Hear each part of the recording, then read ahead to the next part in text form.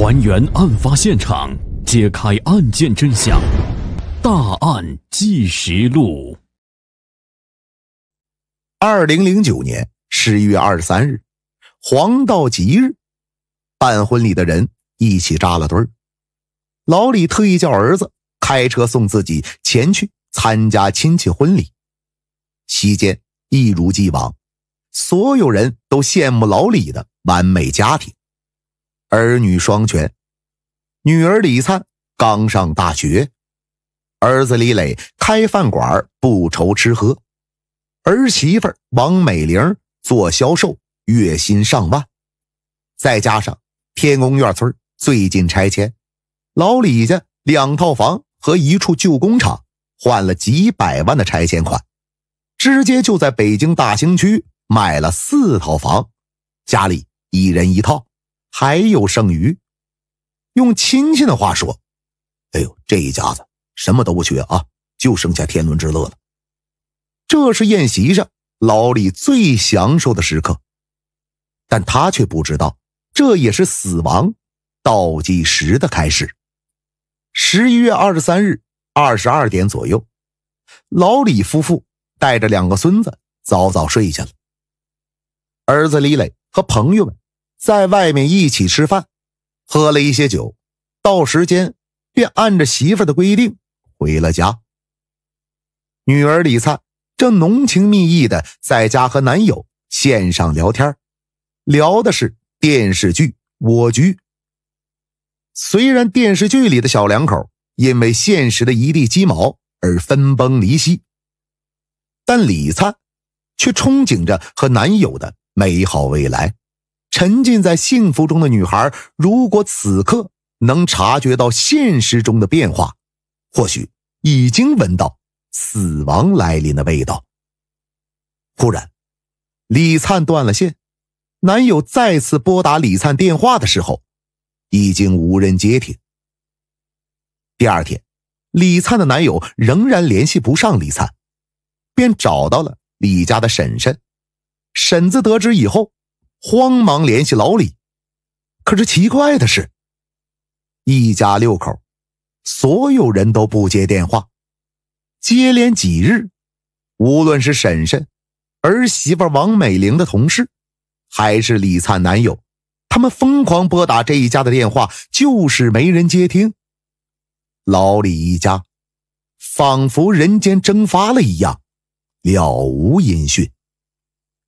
直到11月27日下午16点，亲人们感到隐隐的有一丝不安，找来了开锁公司，前往北京大兴区青城名苑4号楼3单元的2层，也就是老李新搬的家。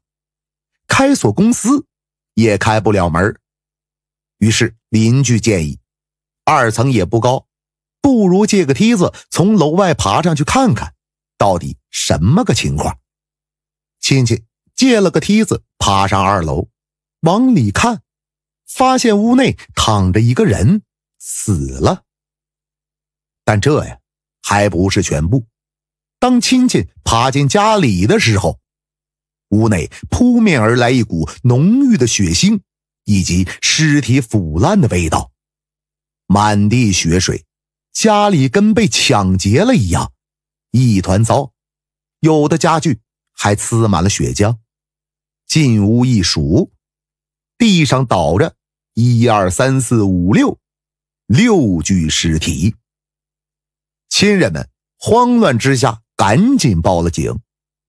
很快，犯罪现场被警察封锁，6名被害人均死于利器，而且凶手清理过现场。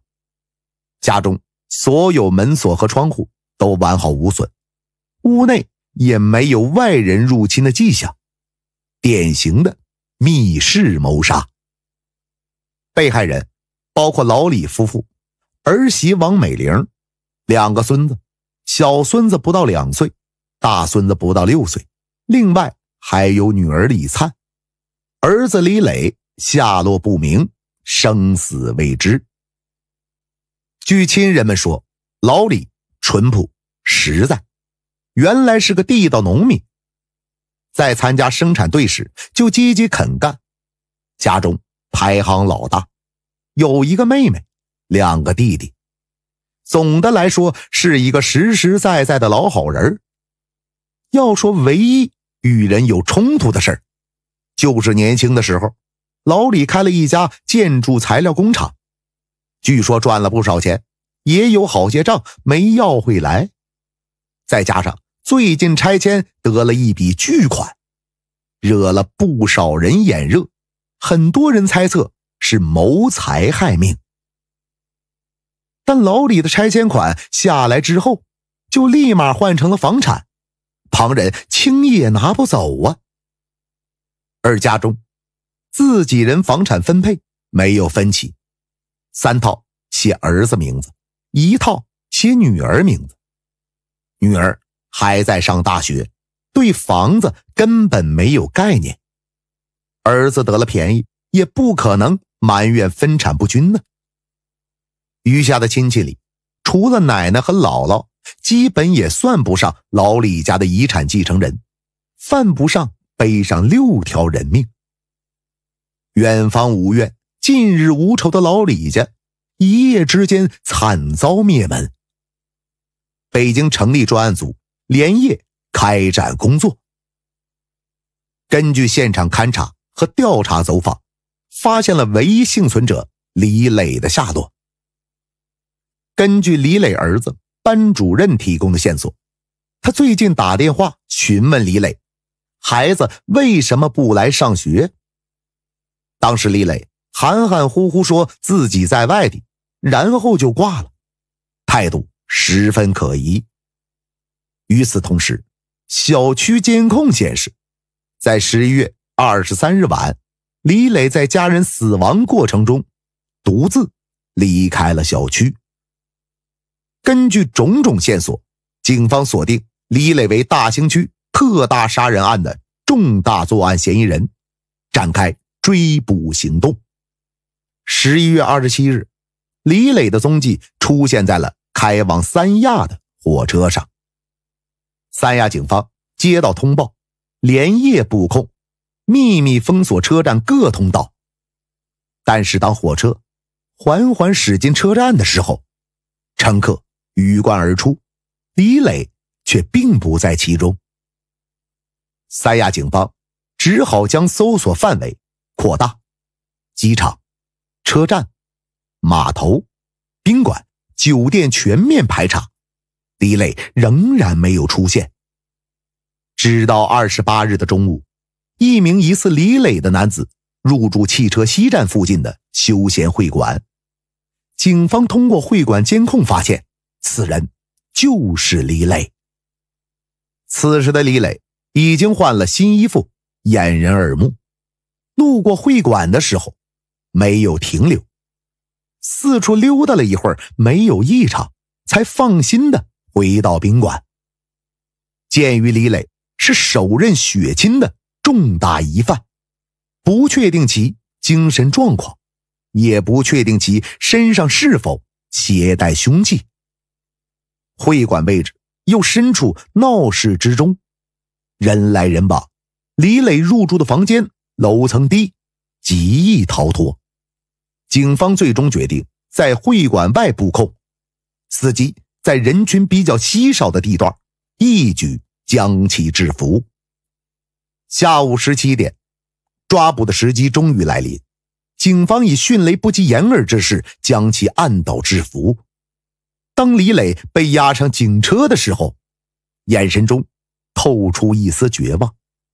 此刻他刚到三亚不到10个小时，还没来得及游玩呢。三亚是个好地方，如果还有下辈子，一定会再来。在审讯室中，李磊要了一根烟，烟雾弥漫中，他眼神笃定，没有丝毫畏惧，直接认罪。事儿是我做的，枪毙我就完了，就当我们全家都没来过。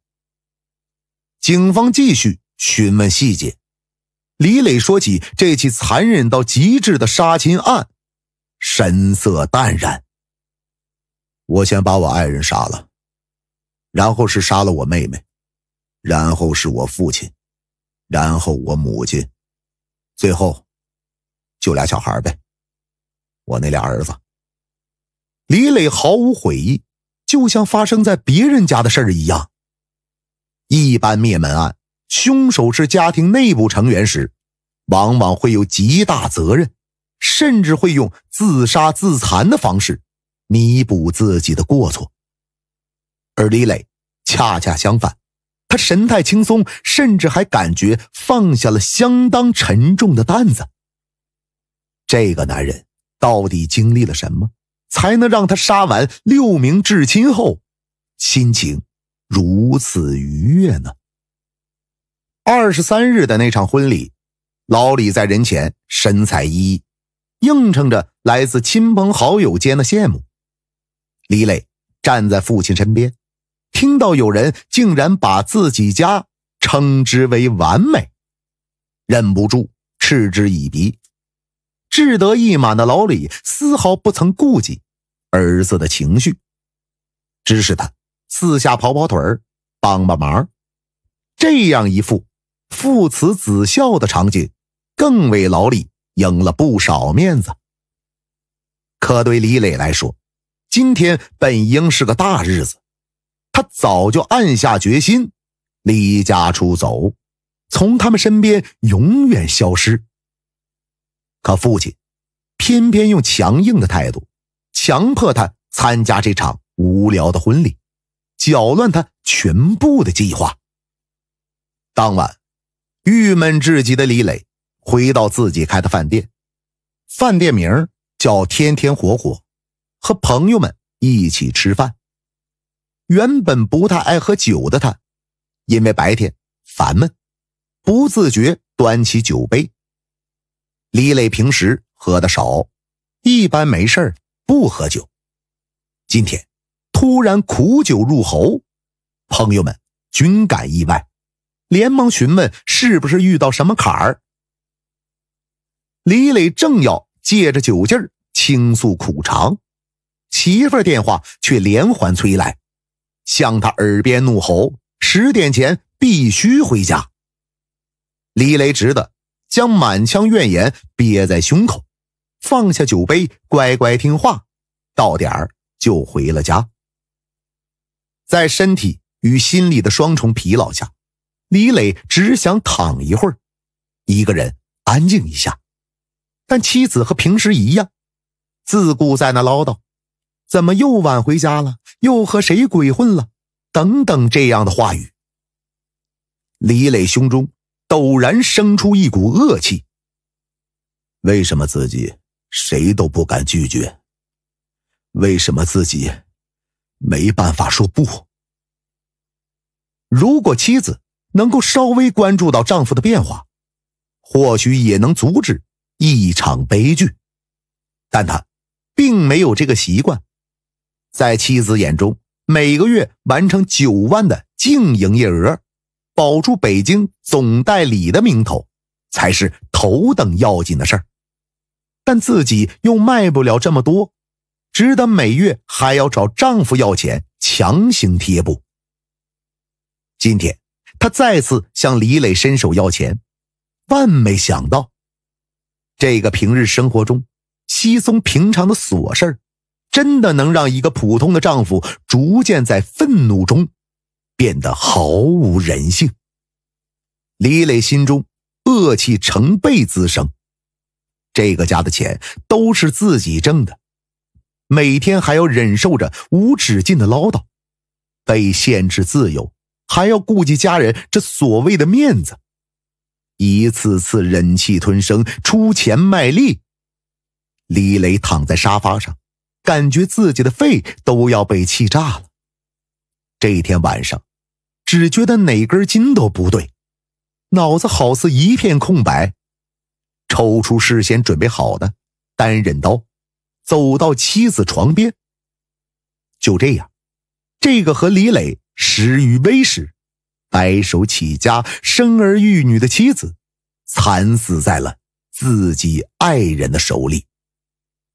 但这一切还只是这个惊魂夜的开始。李磊杀人了，闻到了空气中血液的气息，越来越兴奋。潘多拉的魔盒已经被打开，仿佛着魔一样。此时只剩下一个目的，那就是毁灭。妻子的死亡并没有让李磊泄愤，反而越想越恨，越杀越气。见妹妹那个屋的门也没锁，便提起屠刀走了进去。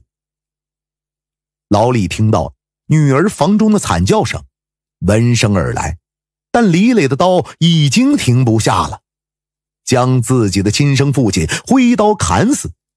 母亲见到眼前的情景，痛不欲生，但李磊却并没有心软。已经控制不住了，人当杀人，佛当杀佛。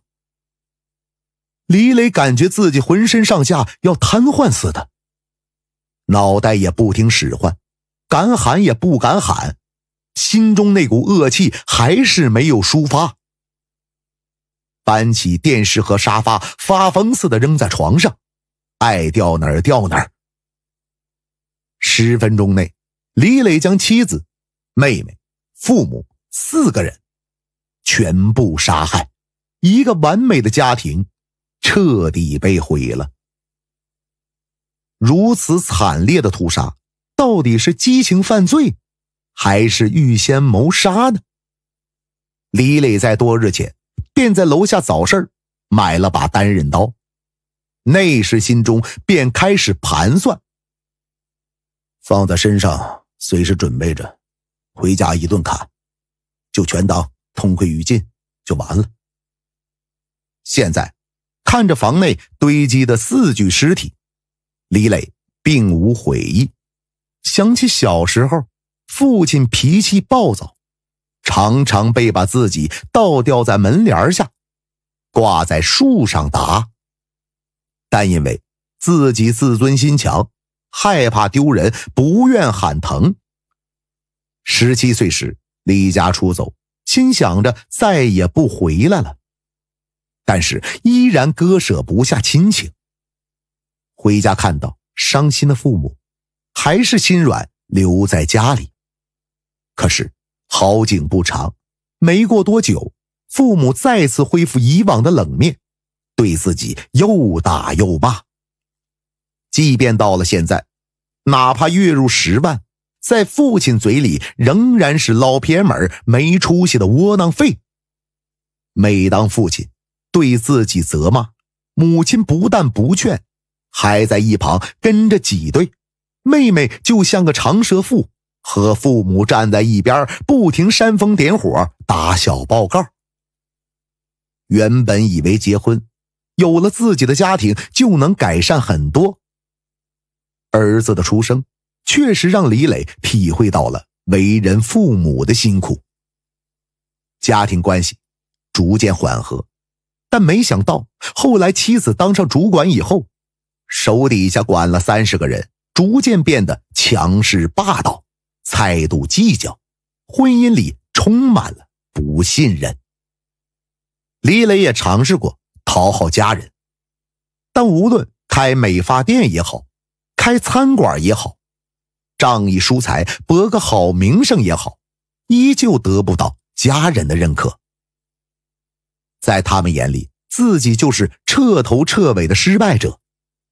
一句简单的夸奖迟迟没有等来，李磊彻底绝望了。他红着眼挥起屠刀，不仅毁掉了父子之情，还将亲手毁掉了另一对父子的关系。一直没想过孩子的问题，当杀死家人以后，那2个孩子怎么办？家里人全没有了，孩子将来也得受罪，不如趁早死了。李磊焦虑地思考着，在阳台的沙发上哭了4、5个小时，脑子比较乱，思来想去，好像没了别的办法了。李磊再次拿起刀，进了父母的房间。屋里只有2个熟睡的孩子正在做梦，一场不会醒来的梦。李磊紧闭着眼，使出浑身的劲儿，脑子里边一片空白，没有剩下一丝一毫的力气。他已经彻底忘记了人性为何物。尸检报告显示，李磊儿子被用锐器多次刺击胸腹部及切割颈部，肝脏右叶，导致急性失血性休克死亡。李磊的叔叔在接受采访的时候掩面痛哭：“我真不相信的，我的侄子，我真不相信我的侄子6个人。我的小孙子刚会走路啊，才1周多点。我的大孙子刚上1年级呀，也就几个月，6岁呀，6岁他能下得去手啊？”检察官在看守所看到李磊时，他的眼神始终十分坚定，丝毫没有闪烁游离。在供述跟案件相关的情节时，思维清晰，很配合调查，但其余的事情基本闭口不谈。案件审查的过程中，李磊没有翻过供，全部承认了案件事实。除了2个儿子可怜，杀其他人我不后悔。在关押7个月后，法院开庭了。李磊穿着朋友赠送的名牌服装走进法庭，刻意避开观众席上那一众亲友的目光。朋友看到的是李磊天使的一面，为人大方随和，特别讲义气，特别够哥们儿。07年，老冯得了白血病，住院期间，李磊夫妇跟着忙前忙后，不是拿水果就是拿钱。在其他亲戚眼里，李磊是一个特别讲礼数的人。岳母刚搬来北京的时候，李磊一箱一箱的往岳母那儿搬东西，亲戚困难他总是冲锋在前。合伙人的眼里，李磊为人大方随和，是一个有主见有担当的生意伙伴，办事有心计，生意上的朋友也不少。这就如同黑暗骑士里的双面人哈维登特，一面天使一面恶魔，以抛硬币来决定自己的行为。如果代表正义的一面出现，他就说服自己停止犯罪；如果暗黑的一面出现，他就会想办法将自己的犯罪合理化，内心的善恶不断挣扎。面对检察官的质问，李磊对自己的罪行毫不避讳。参与庭审的亲朋好友听到他的认罪，震惊不已。直到此时，李磊的双面才合二为一，那个残忍的恶魔和仗义的天使都是他，这才是完整的李磊。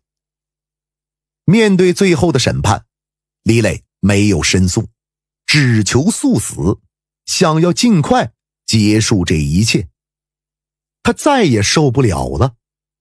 这7个月的关押期比死还要难受，因为家人的爱无时无刻不在对他进行审判。他常常在睡梦中猛然惊醒，梦见父亲回来了，梦见17岁离家出走，母亲着急的神情，满眼的泪水，梦见刚结婚那会儿，妻子身上永远都有香香的洗发水的味道，那是2个人一起奋斗的最好见证。还梦见自己常常带着大儿子上饭店吃饭，所有的朋友都觉得儿子可爱。二儿子1岁刚学会说话的时候，第一个喊的人就是爸爸。7个多月前，李磊亲手毁灭了世界上最爱他的人，并为之不屑。7个多月后，这些爱像一把尖刀，深深扎进李磊的内心。懊悔与愤恨，他感到了前所未有的恐惧，这才是对他最残酷的审判。他痛不欲生，发出恶魔在黑暗中的哀嚎。庭审结束后，李磊接受采访，记者无意中提起奶奶，恶魔双手掩面，嚎啕大哭，变回做错事的小孩子。我奶奶身体还好吗？还是那么胖吗？1980年冬天，雪下得很厚，老李家新出生的男娃取名李磊。3个石头寓意着脚踏实地，寄托着老李对儿子最朴实的愿望。不求他飞黄腾达，但求他踏踏实实做人。李磊自小在奶奶身边长大，因为是家中长孙，奶奶格外娇宠。农村的条件很艰苦，爷爷奶奶就省着自己的吃，留给长孙。无论他犯了多大的错，爷爷奶奶也不舍得说，不舍得骂。8年的宠爱肆意妄为，让老李对儿子的寄望彻底落空。于是老李将儿子接回自己身边，严格教育，嗜酒后打骂，妻子在旁抱怨唠叨，让原本顽皮的李磊变得内向、自负、固执，青少年期既有弑父的情节。不堪重负的李磊曾以离家出走抗争，但是不能耐受挫折的他还是灰溜溜回家了。成年以后，虽然伴随着年龄增长，李磊虽然懂得体谅父母的良苦用心，但每当面对父母的打骂、家人的歧视不屑、妻子的猜度计较时，总会产生严重的心理挫败感。能力不被认可，人格不受尊重，加之李磊自身不善沟通，无力排解，致使与家人积怨生仇，长期处于内心纠结状态。烦扰时一蹶不振，一度自暴自弃，生活放纵。苦闷的家庭生活在李磊内心宛如一座火山，积压良久，随时准备喷发。直到那天晚上，李磊拿起屠刀，造就了这一切。叔叔虽然在法庭上气得只想揍李磊，但得知自己的侄子被判死刑，时日无多之后，仍旧来看李磊最后一眼，并在老李家的6块墓碑旁边也给李磊买了一块。他希望老李一家人能埋在一起，死后依然能团聚。李磊拒绝了叔叔的善意，他不知道怎么面对家人，他自己知道无法被原谅。2001年9月16日，李磊被执行死刑，这个7口之家最后一个人也离开了人世。时光境迁，所有亲友努力想忘记这里发生的一切，唯有李磊的奶奶天天在家里盼着，念叨着，怎么儿子孙子都不来看我了呢？全文完。